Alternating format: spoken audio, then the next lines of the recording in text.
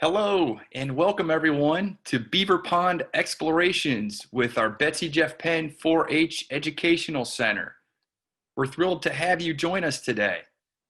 It takes a few minutes for all the attendees to enter the webinar room. So as you are coming in, please tell us in the chat where you're joining from, the city and state, and if you are an at-home learner or if you are joining us from a classroom. Before we get started, we'd like to review a few rules related to the virtual environment. Today, we are using a Zoom webinar room. In the webinar room, you do not have the option to turn on your video camera. You should only see the presenting hosts and panelists for today's program. The chat function has been set to panelists only, meaning you will only be able to view and chat with our presenters and hosts. This is for the safety and protection of all of us in the virtual learning environment. At certain points during the virtual learning session today, our presenters may ask you to type in the chat to answer questions or provide feedback. We will let you know when those designated times are. If you have questions, you are welcome to enter them in the chat window at any time. We will do our best to answer questions, but may not be able to answer all of them. Please note that today's session is being recorded. Please be respectful of each other, our presenters and hosts in the virtual learning environment.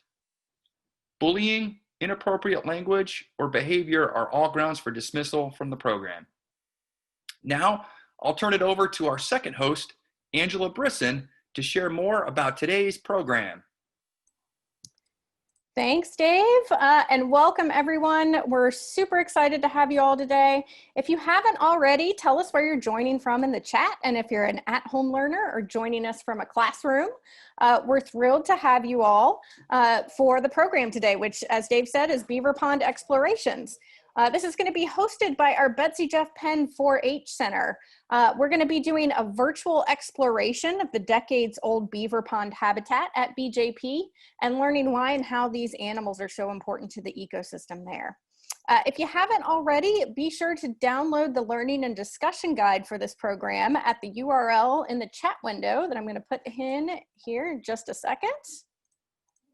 And this is a worksheet that you can download and print out so you can follow along and track what you learn as we go today. This program is provided by the North Carolina 4-H Camping Program as part of NC State University and North Carolina Cooperative Extension. Our 4-H Camping Program includes 3 centers at the locations that you can see on the map on the screen here in just a sec.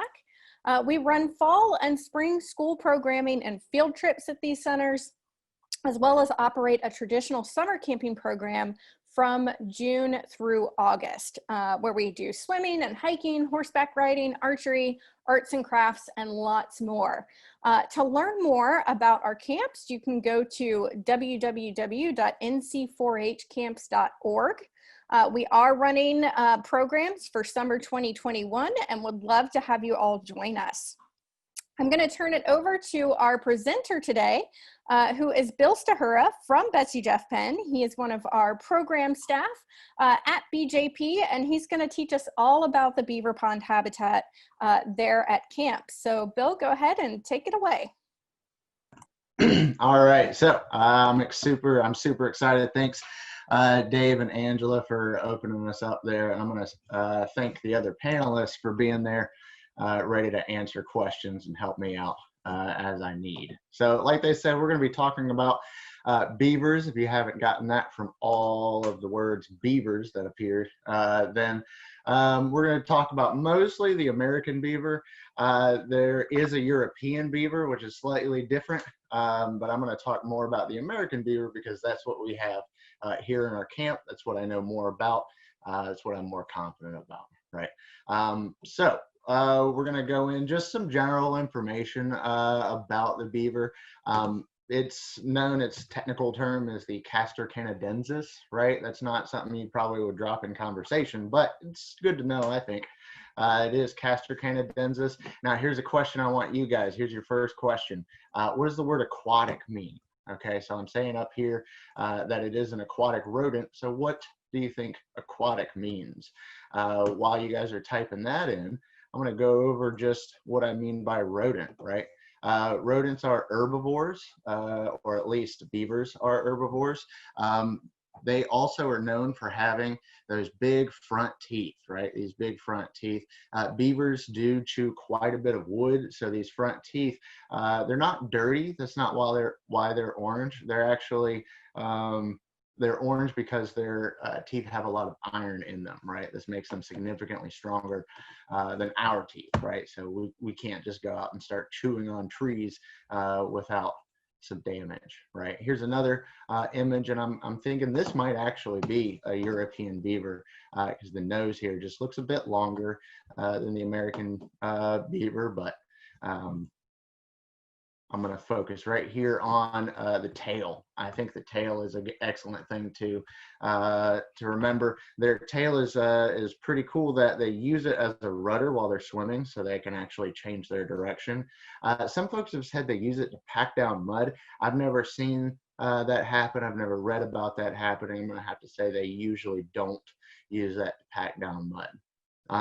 Having said that, animals are kind of like people. They have personalities, they have quirks. So if you ever see one doing it, then that'll be a new one, right? We'll see later also that these guys actually use their tails to stand up, right? They've got a lot of muscles here at the end that allow them to use this thing as a kickstand, which is pretty cool. They'll also smack it against the top of the water to warn each other that predators may be around. Right. Did we have an answer as to what aquatic means? We did. We had lots of great answers. So Olivia said aqua means water. That's correct. We've got a lives in water, an animal that lives in water. So everyone water dwelling, everyone had really great and accurate answers to that question. Good job. Excellent. Excellent. So you guys, we don't have to focus too much on that aspect. I do want to talk about that it is North America's largest rodent, right? And the European one is kind of in there with the second largest rodent in the world, right? They get up to about 70 pounds, which I think is impressive. The average for them is around 40 pounds, but they can get up to 70 pounds, which is pretty impressive. I think about my dog is a medium-sized dog. It comes up to about my knees, and it's 55 pounds, which means an average beaver is about the size of my dog, which is crazy. And this might be about the size of some of you folks tuning in, right? So I said that they were the second largest rodent in the world, and so I did feel like it was appropriate to show you the capybara, which is the largest rodent, right? So these are the second largest, while the capybara can get up to a whopping 140 pounds. So they would be the first largest. So I'm going to slip into to talking about some adaptations that beavers have. But before we get there, I like to go over what or how adaptations work, right? So I set up here that adaptations are change over time. Okay, so we're going to do a little thought experiment. So let's say that in these woods, we have a brown rabbit and a white rabbit. I want you guys to think about which one would be easier to see in the woods. Which rabbit would be easier to see in the woods? Well, it could probably be pretty obvious. The white one would stand out while the brown one would probably blend in, right? So if these two had a group of little rabbits, the brown ones would be able to hide while the white ones are more visible. So one of them is going to get nabbed up maybe by a hawk or something. And so we'll only have one white rabbit to actually have little rabbit babies, while two brown rabbits have even more babies, right? And we could see that over here, one might get eaten, and then another white rabbit might get eaten, but it should be pretty clear that there are now more brown rabbits than there are white rabbits, right? There are more brown rabbits than there are white rabbits. So if we go to the next generation, you can see it just keeps on happening. These guys eventually all get caught and eaten. And then this second group, well, there are plenty of brown rabbits to go around. So the adaptation here is that rabbits shifted from being white and brown on this island to being all brown, right? They were all brown on this island, this pretend island now. So that we have an understanding of adaptations, hopefully. I'm actually going to turn it over. It seems like maybe having Angela share this video on hers might be a little smoother. Is that correct? That's correct, Bill. So I'm going to pull up the video here. If everybody will just give me a second to share my screen. And I'm also going to put the URL for this video into the chat window so that you can, actually I have to stop share so I can get the chat window back to put that in there.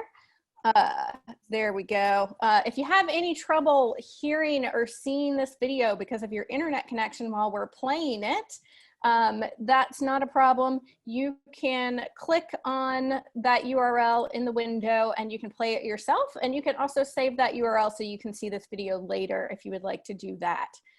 So let me get this up. Here we go. And this is Bill, who you'll see again, and then another one of our program staff at BJP, Jimmy. And we also have American Sign Language interpretation of our pre-recorded videos today. So you'll see a young man named Reed Barnes who's doing that American Sign Language interpretation. All right, so to talk about some of these beaver adaptations or some of their changes, I've got Jimmy here. Hey, Jimmy, how you doing? I'm doing now. What's up? I'm doing great. I'm doing great. So I have here also pieces of a beaver's costume, right? So Jimmy, you said that you were ready to get dressed up like a beaver today. Is that right? Awesome. All right, great. So we're not going to be able to just go out there and see one, but maybe if we dress the part, we have a better idea here. So my first adaptation, we've got this. Now to us, this is a vest. It's a great thing about being people is we can just invent adaptations, right? But beavers have something that works like this. This would be an underlayer. Do you have any idea what beavers might have, you think? If I had to guess, I would have to say probably to keep it warm. Yeah. So they do have a rather large layer of fat, an insulating layer right under there, because they have to be out there all year long, right? Sometimes it's cold, sometimes it's warm. They've got to stay warm all year. There we go. That's a nice fit, Jimmy. That looks good on you, buddy. I'm almost a beaver. All right, so we're not ready just yet for outside. We've got something like this. So this one's a little bit more obvious. It goes right on the outside. What do you think that is, Jimmy? Fur. Fur, right? This is faux fur for us, right? No animals harmed in the making of this video. So we've got our fur. So this will add on to some of that warmth. Also, we'll provide them with a little bit of camouflage while he's out there, right? I've got a little coloration in there, breaks up their contour. Now, Jimmy, you're wearing a fur coat in the winter, nice and warm, right? Yes, sir. That's Awesome. right. Now, if you go jump into the lake while it's winter in your nice warm coat, you gonna stay warm? Probably not. Probably not, right? So we're gonna need to put on a layer after that. So we've got here, what does this do for us? I know that keeps me dry when it rains. All right, keeps us nice and dry when it rains. The beavers have a form of this, but it doesn't come as a poncho. Let's go ahead and get this on you and see how it fits you there. Good. There we go. Got it. Got it. Excellent, excellent. All right, now, so oh, Jimmy, sorry. We'll get you fixed up here. There we go. Oh, nice. There we go. Awesome. All right, so he's got his poncho on. Now, beavers actually have a type of oil. So they have what we call castor oil. You might see this on some ingredients to some perfumes.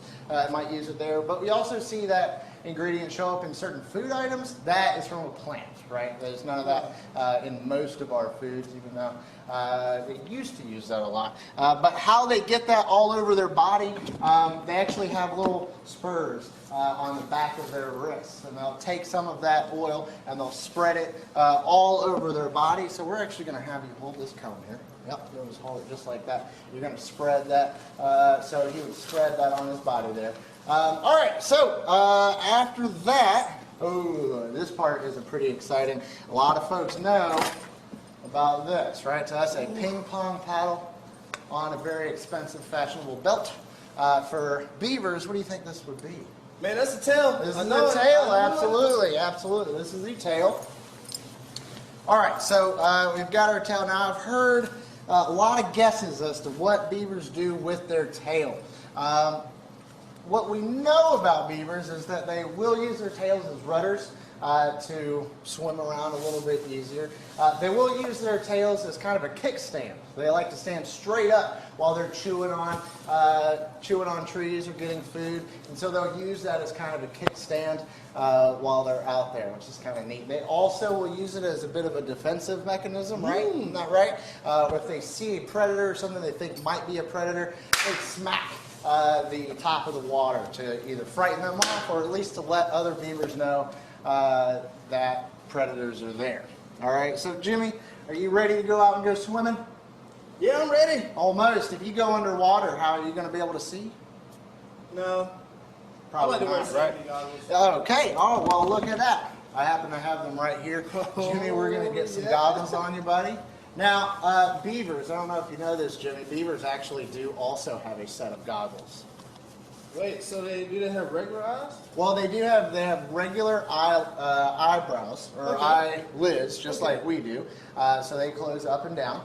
They do have a second pair of goggles. Now, yours are over top of your eyes. The beaver's goggles will be underneath their eyelids, and they actually close vertically like this, rather. So they actually will have that already ready for them. Let's see, buddy. Oh, another really popular beaver adaptation here. To us, this is a chisel.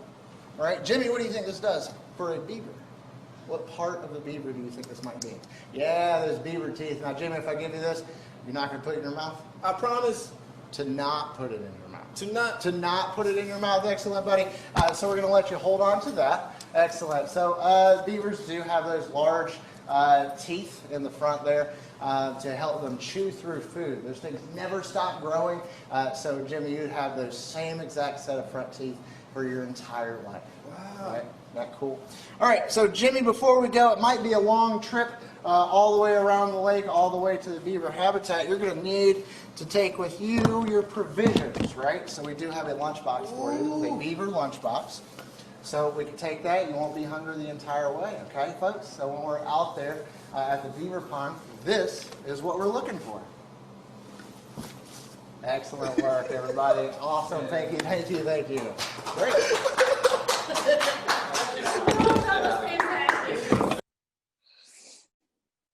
All right, Bill, back to you.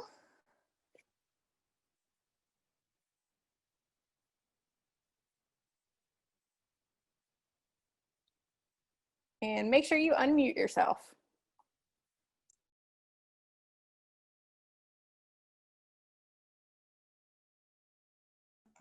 All right, sorry about that. It took me a second to find the old button that keeps moving around on me. Can everybody, Angela, can you hear me now? Just to make sure. Yep, we gotcha. Keep on going. Great. So we're going to keep moving. So we talked a bit about what they eat so far. I did say they were herbivores. A lot of folks are under the impression that they eat the wood, which for part of it, that's true. So let's talk about what part of the tree they really care about, okay? Hey, Bill, sorry to interrupt. Can you pop that back out to full screen? Oh, thank you. Yeah, thanks. Yep, sorry. Thank you. There we go. That better? Yes. Wonderful. All right. So I want to talk a little bit about what part of the tree that they care most about. So we can see that I've got a few lines here. The phloem, that's found right under the outer bark. So the outer bark is just dead material. You can think about it maybe as like your fingernail or your hair. It provides a bit of protection for the tree. So this portion, they're not quite as interested in eating. It's just dead material, right? The next portion is the phloem. This is right under the dead outer layer. This helps water, or this helps flow nutrients from the leaves downward. This is living tissue, right? These cells are alive. This is part that they would be interested in eating. This cambium layer is right below the phloem, right? Try to put this yellow line there. It's very thin.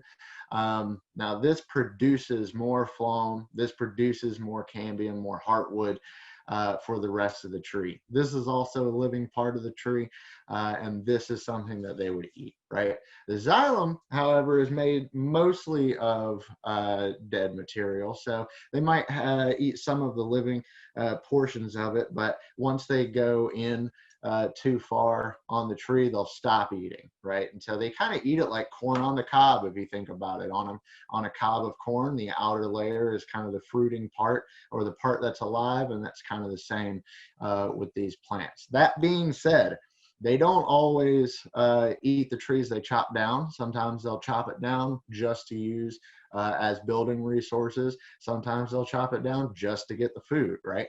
But they also really enjoy their lilies, shoots, berries, and roots, right? So they will eat what's known as tubers. So there will be swollen root parts. Potatoes are tubers, and carrots are tubers, and there are many plants that have these parts of their root system, and so they'll eat those. And of course, they like berries and some of the lilies that will grow in their ponds, and we'll see some of that here in a second. I believe we may have another. Yeah. So I'm here in this next video with a tree that a beaver has knocked over. I'm going to talk about that a little bit. Angela, will you take over here?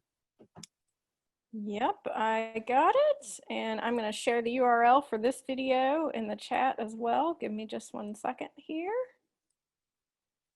There you go, in case anybody needs it.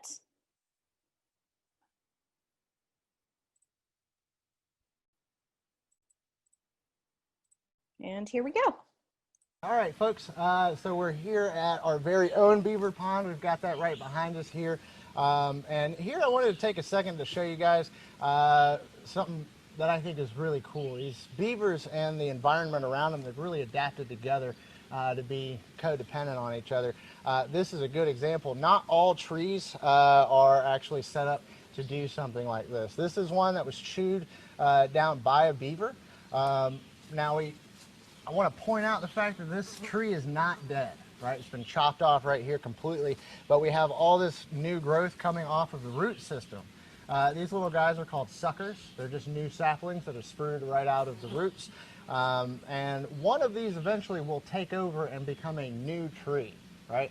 And so until that happens, this low shrubbery is actually giving a lot of cover and a lot of food to a lot of the other creatures that are around here. So beavers don't just benefit themselves by creating this new ecosystem. There's a lot of other creatures. You can actually see some evidence right here of other creatures coming and just biting the ends off of these new suckers here. We get some pretty direct evidence that beavers, among other creatures, are benefiting from them. Now, when beavers knock these over, a lot of us understand that they use the materials as building materials. They will eat much of what they chop down, but they're not really interested in that middle part of the tree, right? And we'll discuss that at another time. What they'll do is they'll chop down a tree like this if they can get to it. All right, right over here, right behind me, this is the tree that they knocked, or that they cut down, and they got hung up in another tree, and so they weren't able really to mess with it very much from there, and they had to kind of cut that loss.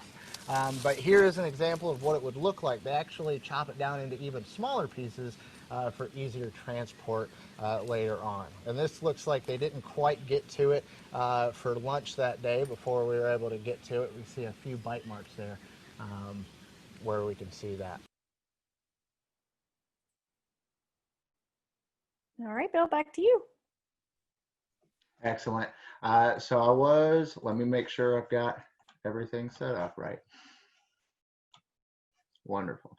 I'm sorry, guys. I moved us all around. I think I can get us back here. Here we go. So I did get a cool question. I was able to look in the chat while you guys were talking about their favorite tree. It's pretty neat. I was saying earlier that animals have personalities just like humans do. And so their favorite tree can shift from beaver to beaver. A lot of times we'll see them avoid red maple trees. They, for some reason, aren't too into those. They do seem to enjoy beech trees and do enjoy sweet gum trees quite a bit, right? But they definitely do have favorites, and that can shift depending on where they live, what's available. But they will certainly seek out like sweet gums, and they'll certainly seek out beech trees more than any other type of tree.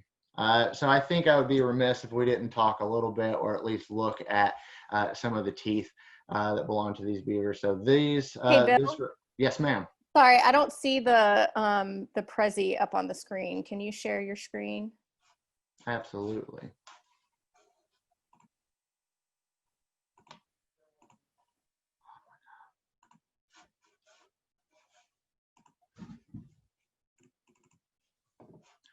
All right, wonderful. Is this better? Yep, it's coming back up. It's just taking a second to load here. All right. There we go. Perfect. Okay. So you see me bouncing all around then? Yep, that's okay. Yeah, there we go. All right.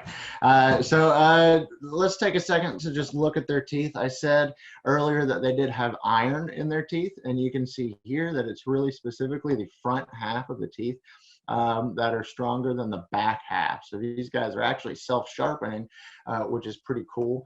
I did think it was important that we show them side by side because you can see this tooth length looks about looks similar. The tooth size looks similar here, and it'll go all the way back into the jaw, right? This goes all the way back to this other set of teeth, and you can see that their back molars don't really start developing until way back here after this tooth has stopped, right? I just thought that was cool to show, and they're self-sharpening, which I find pretty cool, right? So we do have another video here where we're actually on our Beaver Dam at BJP. So this thing is about 40 years old, give or take. And so you guys will actually be able to see some of their work. All right, y'all, give me just a second to pull that video up and give you the URL.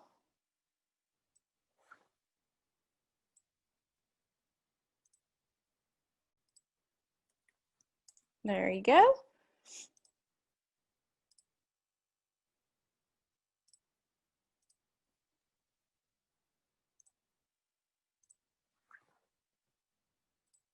So right here, we're actually on the Beaver Dam.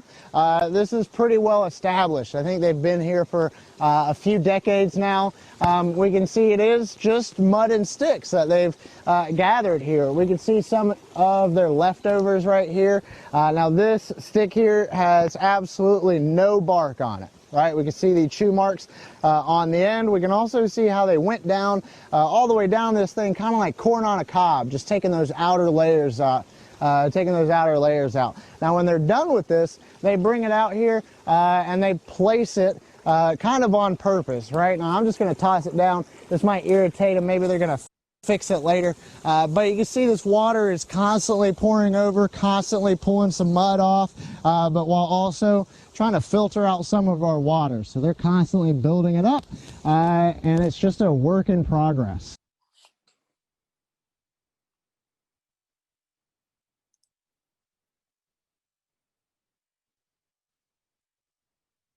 All right, Bill, back to you. All right. Okay. So so that was, yes, that was our Beaver Pond.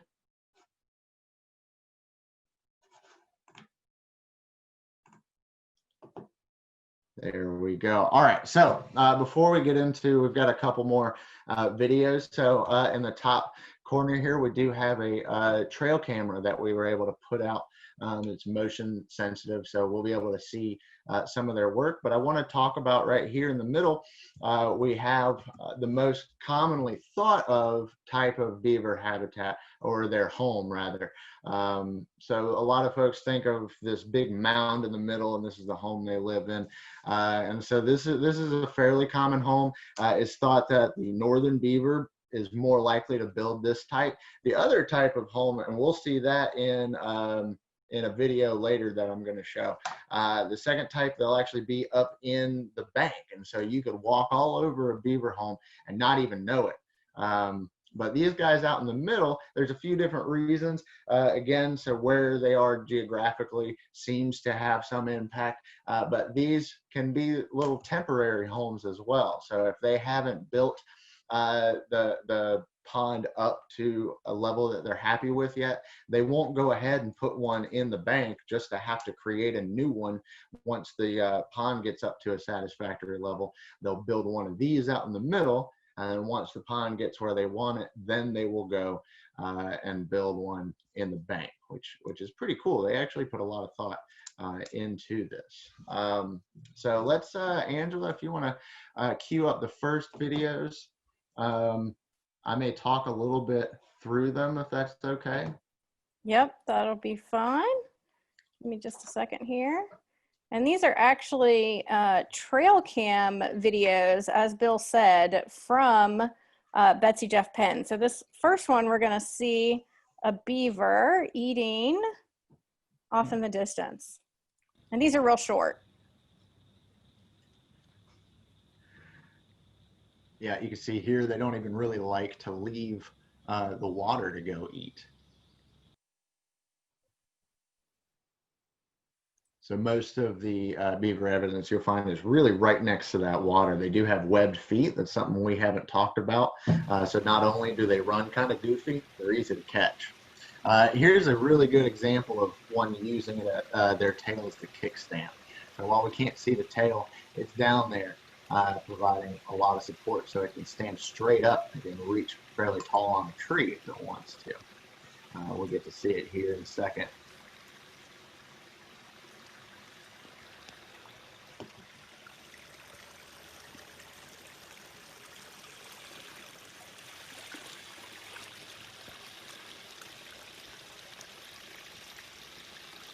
Someone said earlier in the chat that beavers are chubby or they can get fat, and you can definitely see they're pretty round there in the middle.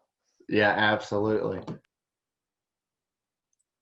And this is a really cool one. This is of a baby beaver.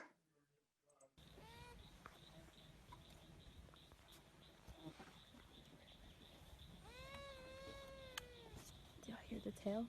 Did y'all hear the tail?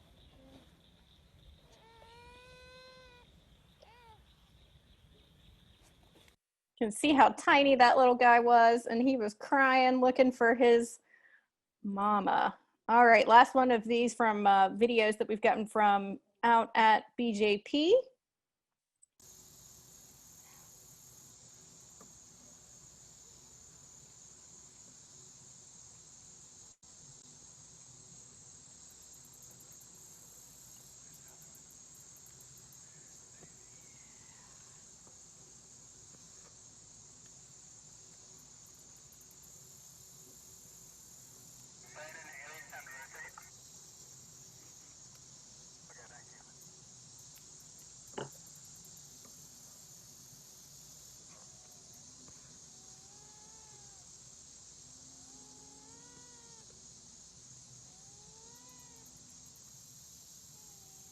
That's so wild, Bill. The baby sounds like a human baby crying. Yeah, and I'd probably guess that they're a little more like us than we often think. All right. Well, we've had a couple of really good questions in the chat. So if you don't mind, let's take a minute to do some questions, and then we can move on to the panning video of the habitat. So this is a good question from Heather. Heather asked, what do beavers do for fun? Do they play? I saw that, and I'm very interested. You know, that's something I never thought to really learn about, and I'd have to guess that I don't often find mammals that don't play at some point, so they must, and I really look forward to learning a bit about that. That was such a good question. I really liked it. That's a great question. And then Evermay West asks, can beaver teeth break, or do the teeth break? You know, I'd imagine that they could break. Yeah. I don't know. I think it would be very difficult to break them, but that would really put them at a disadvantage. I would think it would take a while for them to get over it. But I do know that they live together in groups of 6 around, you know, give or take a couple.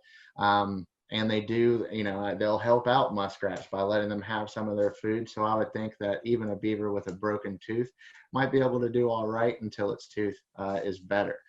because their teeth don't actually fall out. So if one breaks, it will keep growing and it'll fill in just like a fingernail would. So I think that it could break, and I think that would be okay eventually. Probably hurt quite a bit. Thanks, Bill. And then we've had this question a couple of times. I'm seeing it from Amelia right now. Are the males bigger than the females? Oh, that's an excellent question. I actually found that they are roughly the same size. They're roughly the same size. The males might get a little bit larger, but their maximum size for both sexes there is still 70 pounds. They still average about the same weight. Awesome. And how many, this is the last question, and then we'll go back to the presentation. How many babies can a beaver have at one time? I think they try to keep the number pretty low to 2, 1 to 3 maybe. Beavers, they can live, like I was just saying, in groups of 5 or 6 in a den. They'll have a kit. That kit is actually a few years old now, so we have reason to believe that they that kit is no longer living with the parents, right? Let me be clear, it probably is still living. It's just not living with the parents, right? And so it may be one of the ones we've seen them in the lake trying to make dens there. We also have a series of ponds on the other end of this one that they may have gone to. So hopefully that answers your question. Really great questions, guys. And keep on posting those questions. We'll get to them as we can. Bill's got a little bit more presentation here. He's going to show you a panning shot of the Beaver Pond habitat out there at BJP, and then we'll take some more questions and try to get wrapped up here by 9:45.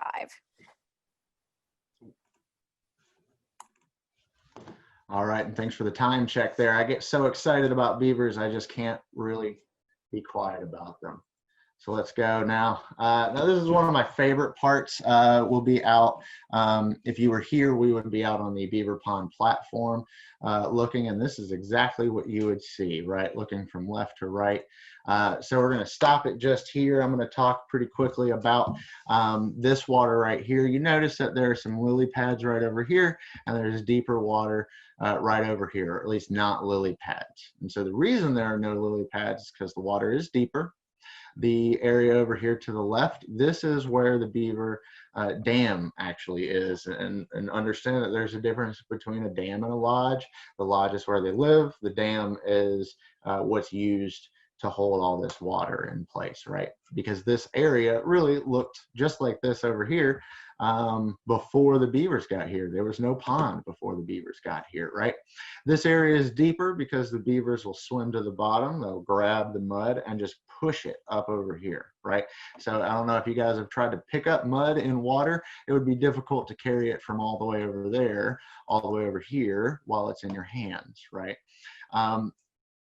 So that's a lot deeper here. Now that will create elevation changes in the water, right? It's deeper over here. There's no sunlight at the bottom. So some bugs like to live down in the deeper waters where there's no sunlight hitting the bottom.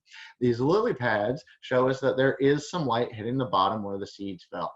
And so that's a different elevation, right? But only lily pads are growing here. Up here, there are only aquatic grasses growing, which is a whole different set of elevation.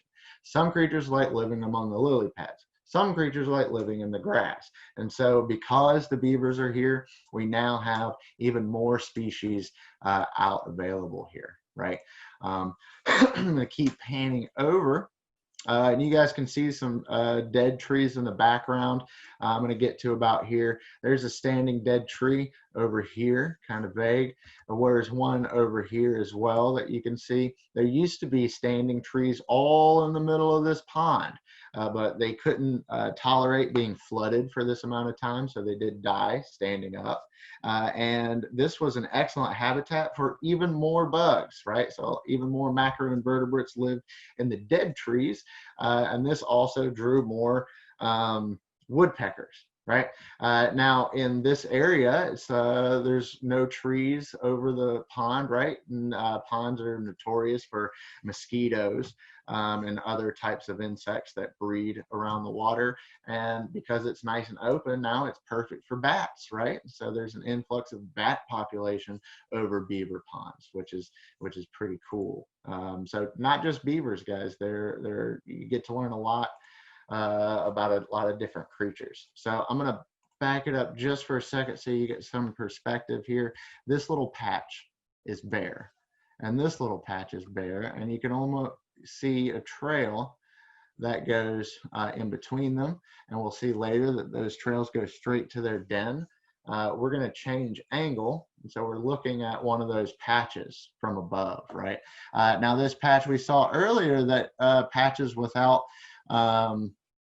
lily pads are probably a little bit deeper than parts with lily pads. And so this is a good segue. Now, I'm not sure if this is an actual beaver refrigerator, as I've started to call them, but it very well could be a spot that they will take branches and they chop them off of the end of a tree, the most delicious parts, and they'll swim them out into areas like this that are just a bit deeper, and they'll shove the branches into the mud. So the branches are under a freezing point, right? Which is another reason they dig out the bottom of their ponds to create areas below the freezing point. They'll shove the branches down there. And then during the winter, because they do not hibernate, they'll come out, grab a branch from their refrigerator, take it back into the den, share it with their families, and they'll share it with other woodland rodents that they invite over during the winter for slumber parties, right? So we're going to keep moving in the video. I'm going to get us keep going right here. So again, around this pond created more areas like this where we have resting logs on the side. Excellent for turtles as well. So there's an increase in slider population when beavers are involved. Over here, now we see how it's hollowed out. There's not too many lily pads. There is this trail following right here, right? And there's some trails leading off this way. So I would think if I were a 70-pound, very round rodent, then I probably want a little bit of opening to get in there, right? So I've seen them clear these out. It's kind of neat. They'll just swim out, grab a couple lilies, swim it back to the den over and over and over again, right?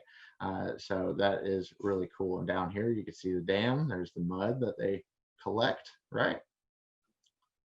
And so I'm thinking that I'm probably getting pretty close, unfortunately, to my time for talking to you folks. Angela, did we have more questions, or did you guys have more that you guys wanted to talk about? Sure, I'll give you a couple more questions and then we'll wrap up here. And Bill, you've been talking about this, but I think it's an interesting way that this attendee asked this question.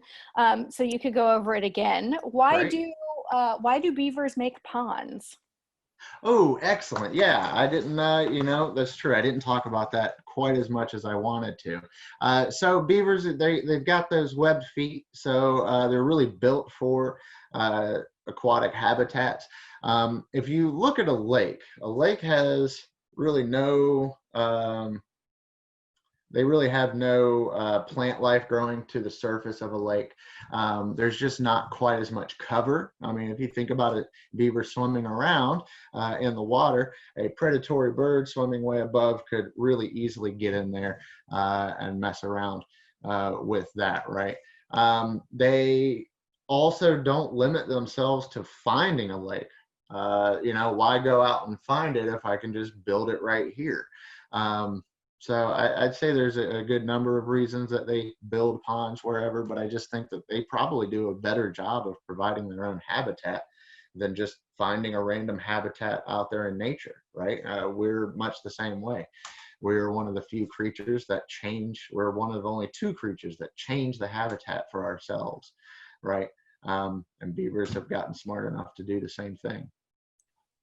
Very cool. And then one last question from Huck. How old do beavers get?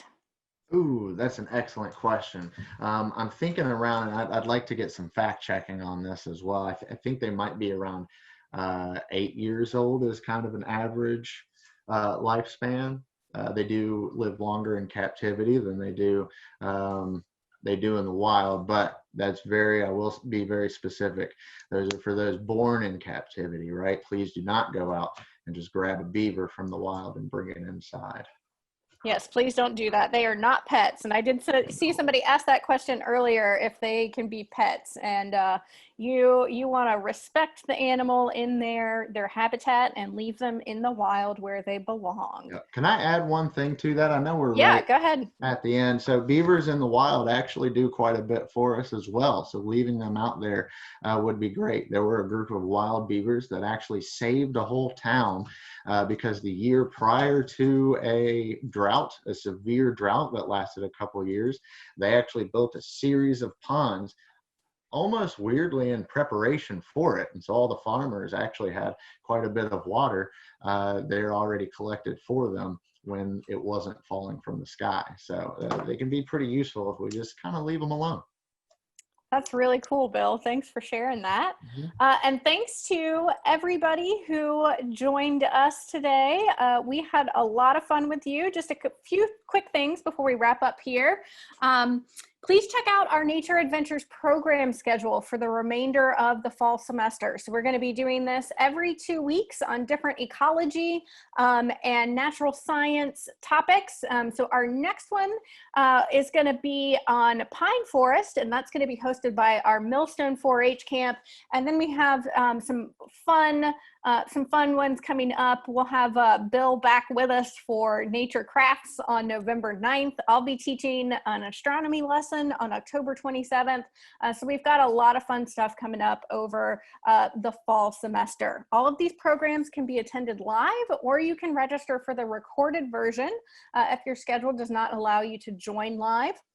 We will send out an email to everyone that was registered for the live event as well as for the recording, and share all of the video links again that you saw today, so you can go back and look at those. We'll share the recording link from today's presentation, and we'll also give you guys a direct link to the Prezi that Bill's been using here to talk to you all today. Really great questions, great answers. You all did a great job. We hope we'll get to see you at the next Nature Adventure with Millstone 4-H Camp on October 14th at 9 a.m. again. You can register for that program at the URL in the chat window. So I'm going to post that. If anybody wants to share that, if you've had a great time and you have friends or you have other teachers who want to join us, we would love to have you. So help us spread the word. And thanks again for joining us. We hope to see you on October 14th. Bye.